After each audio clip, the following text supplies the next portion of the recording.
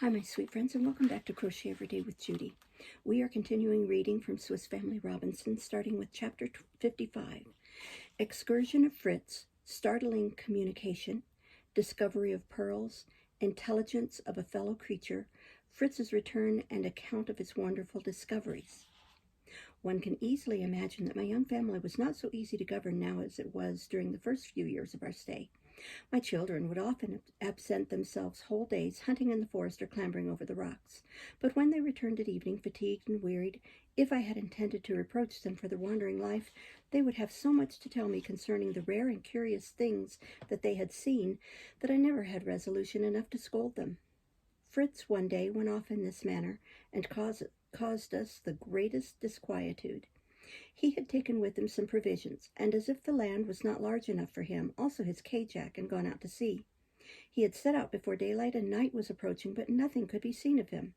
My wife was in a state of the greatest suspense, and to alleviate her distress, I launched the canoe, and we set out for Shark Island. There, from the top of the flagstaff, we displayed our flag and fired an alarm cannon. A few moments after, we saw a black spot in the far distance, and by the aid of a spyglass, we discovered our beloved Fritz. He advanced slowly toward us, beating the sea with his oars as if his canoe were charged with a double load. "Fire!" cried Ernest in his capacity as commander of the fort. "Fire!" and Jack touched off the cannon. We descended to the shore and were soon in the arms of our adventurer Fritz.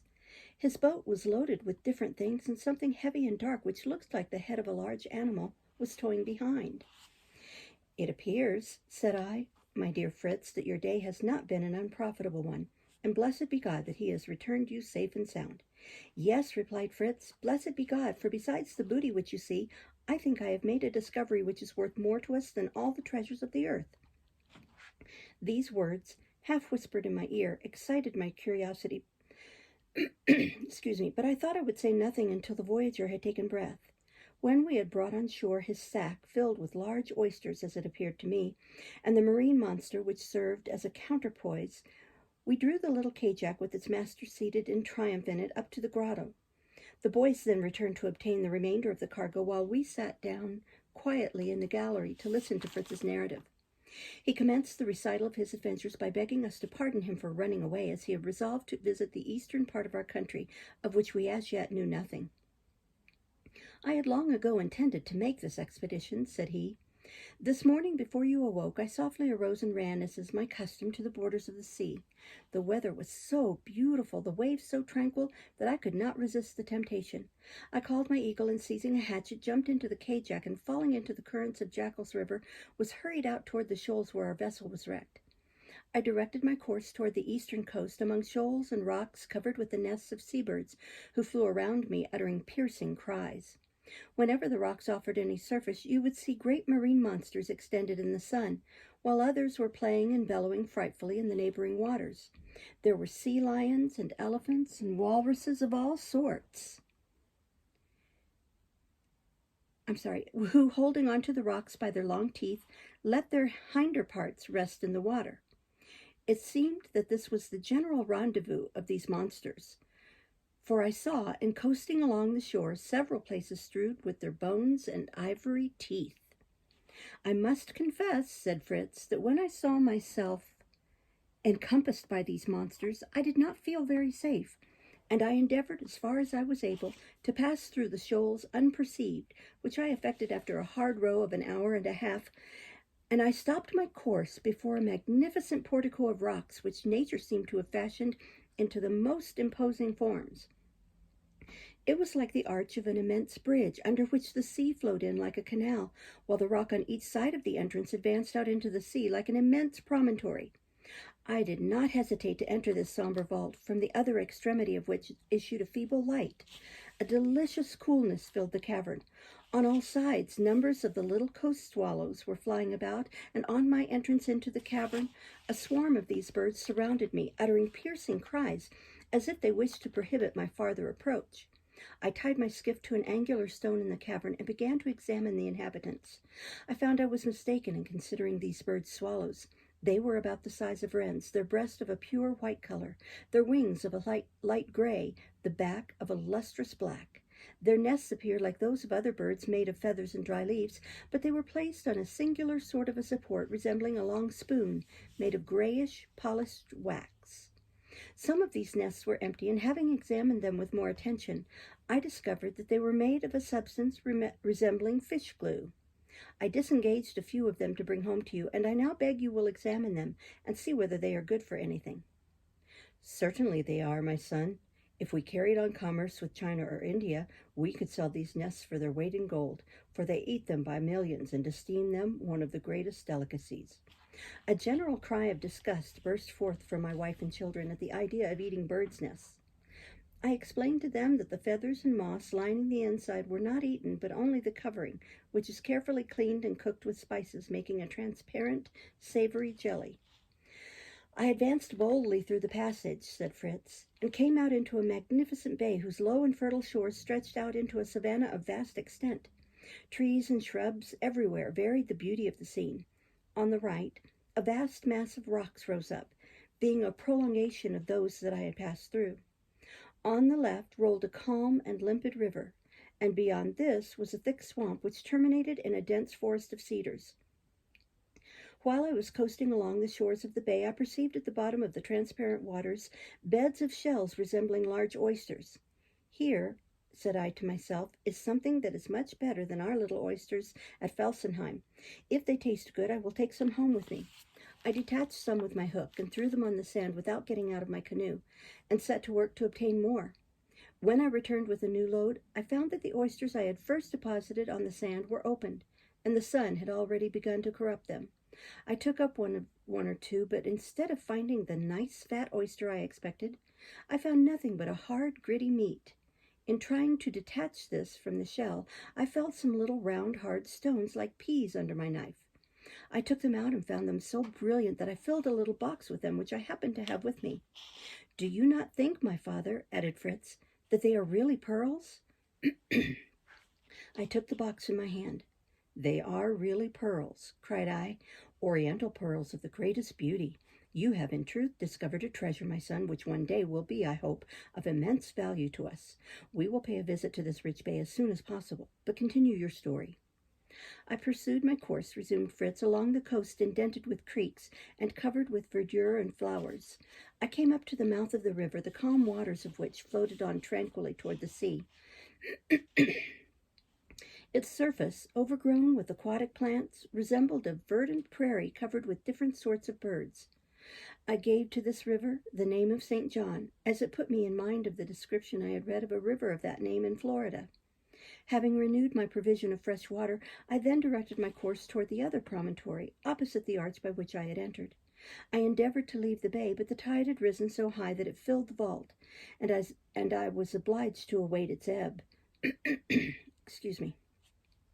I stepped on shore as I saw on all sides, popping up out of the water, the heads of marine animals, which appeared about the size of a calf, and they plunged and frisked about in such a manner that I was afraid they would overset my kajak. So I secured it to a point in the rock, and taking my eagle in my hand, I stood ready to attack the first game that came near me, for I wished to procure one of the animals, which resembled a stuffed valise, so as I thought its thick skin might be of use to me. A company of them soon came, plunging and diving close to the shore. I cast off my eagle, who seized on the largest and best and soon blinded him. I jumped on a projecting rock and, catching hold of the animal with my boat hook, drew it to the shore. All the others fled as if by enchantment. I had to remove the entrails of the animal, as the weight was too heavy for my little skiff. But while I was thus occupied, a prodigious number of seabirds clustered around me, gulls, sea swallows, frigates, and half a dozen other kinds. They came up so close that I whirled my staff around to keep them off, and in doing so knocked down a very large bird, an albatross, I think. After this operation was finished, I fastened my sea otter to the stern of my boat, and taking a sack full of oysters, made preparations for my return. I soon passed through the arch and sailed quietly along until I saw your flag and heard the report of the cannon. Excuse me. After this narrative, and while my wife and the younger boys had gone to the kajak, my son drew me aside and confided to my ear an important secret. A very singular circumstance, said he, happened on my voyage. In examining the albatross which I had knocked down, judge my surprise when I saw a piece of linen around one of its feet. I untied it and read the following words written upon it in good English. Save the poor shipwrecked sailor on the smoking rock. I cannot express to you, my father, what I felt on seeing this linen. I read and reread the line to assure myself that it was not an optical illusion. I cried aloud to the Almighty that it might but be true. From this moment my only thought shall be to search the coast in quest of the smoking rock, to save the sufferer, my brother, my friend. Oh, once more, perhaps I may see a human being. An idea occurred to me to attach the linen again to the foot of the albatross, and to write upon a second piece, which I fastened to the other foot, the following sentence in English. Have confidence in God, succor is near. If the bird returns to the place from whence it came, thought I, the person can read the answer. At all events, there will be no harm in trying this experiment. The albatross had been stunned, and I poured some hydromel down its throat to reanimate it. I attached my note to its foot and let it go, earnestly praying that its mission might be successful. The bird flew up, hesitated for a moment, and then darted rapidly away in an easterly direction, which decided me to take that route in my search. And now, my father, continued Fritz with emotion, what do you think of this event? If we could find a new friend, a new brother, for certainly we will go in search of the stranger. Oh, yes, we will go. What joy, what happiness! But alas, what despair if we should not succeed! The reason I did not communicate this to my brothers and my mother was to spare them the agonies of a hope which, after all, might never be realized. My son pronounced these last words with sadness. You have acted very prudently, said I, and I am glad that you have sufficient strength of mind to resist the temptation of immediately flying to the assistance of the sufferer. As for the result of any expedition of discovery, I cannot say much. The albatross is a traveler bird, and it flies extremely swiftly. The linen might have been put on its foot thousands of miles from here, and even if near, perhaps years ago, and now succor may be too late. But continue to keep the secret, and I will try to imagine whether some way cannot be devised to save the poor unfortunate, if in our vicinity. The pearls were too important an object to be forgotten, and my sons importuned me to start immediately for the newly discovered fishery. Softly, said I. Before riding, you must saddle your horse, but if you wish that your enterprise should succeed, you must take with you the necessary implements. Let each one of you try to invent something useful for our purpose, and then we will start. This proposition was received with joyous acclamations, and each member of the party set his ingenuity to work. I forged for myself 2 large iron rakes and 2 small hooks of the same metal. I fixed wooden handles to the first named, with iron rings attached, so that I could fasten them to the boat and drag them over the banks of oysters. With the hooks I intended to loosen the oysters, which the rakes were insufficient to detach. Ernest made a sort of butterfly net with scissors attached, intended to receive the birds' nests. Jack constructed a kind of ladder made by piercing a long bamboo at regular distances and fixing in sticks crosswise. The machine looked like the stick in a parrot's cage. To the top, the young man fixed a hook of iron and a spike at the bottom, so that it should rest firmly in the rocks. Francis, very adroit in making nets, made several very strong ones to hold our oysters. During this time, Fritz worked in silence at his cajack, endeavoring to construct a second seat in it. I alone knew his intention, but I dared not encourage him by evincing my knowledge of his object. We next prepared our provisions for the voyage. 2 hams were cooked, cassava cakes, barley bread, rice, nuts, almonds, and other dry fruits. And for drink, we took a barrel of water and 1 of hydromel. These stores, with our tools and finishing implements, loaded down the boat. Chapter 56. Edible birds' nests, pearl fishery, poor Jack is killed, discovery of truffles. We had spent an entire day in preparing our cargo. A fresh and favorable breeze and a slightly ruffled sea induced us to embark immediately. Francis and his mother were left to guard the shore, and we gaily put off amid their prayers and wishes for our safe return. We took with us some of our domestics. Young Nips, the successor of our good old monkey Jack's jackal Flora, Brawn, and Fulb all found a place in the boat. Jack occupied the second seat in Fritz's cajack. Ernest and I conducted the canoe loaded with our provisions and animals. The cajack led the way, and we followed, steering our course through the shoals and rocks with the greatest difficulty. We did not encounter any marine monsters, but the rocks were covered with the whitened bones of walruses and seahorses, and Ernest made us stop several times at the risk of bruising our boat against the rocks, in order that he might collect some of these osseous remains for our Museum of Natural History. We soon attained the promontory, behind which, Fritz said, was the Bay of Pearls. This promontory was singular and imposing. Arch rose above arch, column above column. In a word, it resembled the front of one of those old Gothic cathedrals, embellished with 1,000 grotesque carvings and antiquated decorations, with the only difference that, instead of a pavement of marble, we had the blue sea, and the columns were washed by the waves. It struck us as a temple elevated to the eternal in the midst of immensity. We penetrated into the vault. It was somber and gloomy like an old cathedral, and only lighted by a few apertures in the rock. The noise of our oars frightened the peaceable salurgains, and they flew about in such numbers as almost to render it impossible to guide the boat. But when our eyes became habituated to the darkness, we saw with pleasure that every niche and corner was filled with their nests. These nests resembled white cups, were as transparent as horn, and filled like the nests of other birds with feathers and dry sticks of some sort of perfumed wood. The trial which we had made of this substance, after boiling it with salt and spices, convinced us that it was a delicate and wholesome food. Besides, we knew how highly it was valued in China, and we were so possessed with the idea that some day or other a vessel would arrive on our shores with which we could trade, that I resolved to gather a considerable number of these nests, only taking care to leave those which contained eggs or young ones. Fritz and Jack climbed like cats along the rocks and detached the nests, which they gave to Ernest and me, who placed them in a large sack we had brought. It was soon filled, and I was glad of it, as the boys were tired, and I could not bear to see them suspended on the ladder over the water. I now gave the order for departure. Fritz had assured me that the canal which flowed through the vault was navigable, and that by following the passage we should soon arrive at the bay. The flood tide carried us rapidly forward toward the other extremity of the cavern, and we could not help but admiring the magnificence of the passage. The roof was covered with stalactites, wrought by the hand of nature into 1,000 fantastical forms. At length we issued into a beautiful bay. We were struck with surprise and remained resting on our oars in silent admiration. The water was so calm and pure that we could see the fish far below us. I recognized the whitefish, the shining scales of which are used as false pearls. I showed them to my sons, but they could not understand how a little stone would be worth so much more than the fish scales, when the latter were full as brilliant as the former. "It is not the object itself," said I. "It is the difficulty in procuring it which costs so much. If every river in Europe abounded in pearls, they would be worth nothing."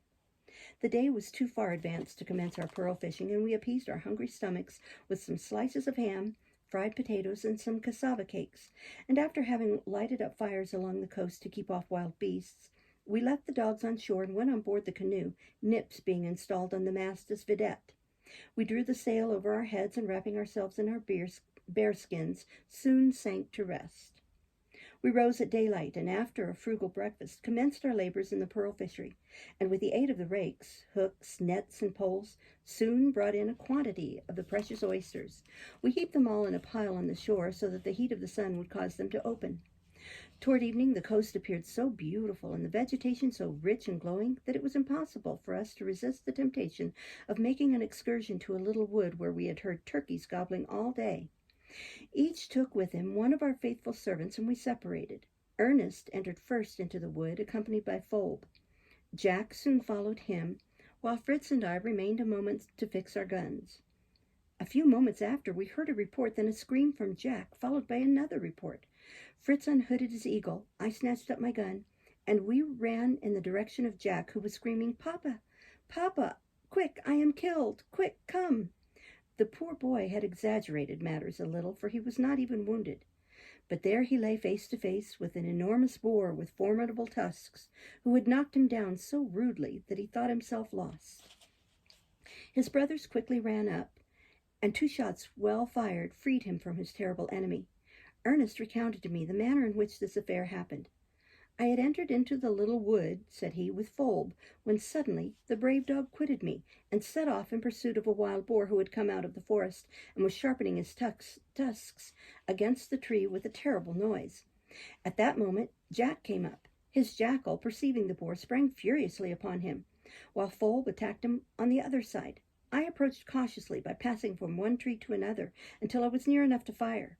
The jackal, however, had received such a terrible blow from the boar's foot that he lay senseless on the grass. Jack then fired but missed, and the boar, turning round, set off in pursuit of his new assailant, who fled like a Hottentot before him. Without doubt he would have soon escaped if a projecting root had not tripped him down. Down he fell. I fired but missed, and the boar began to butt poor Jack with his head. He, however, had not time to do him much harm, as Brawn and Flora rushed in, and seizing the animal by his ears, held him so firmly that he could not stir.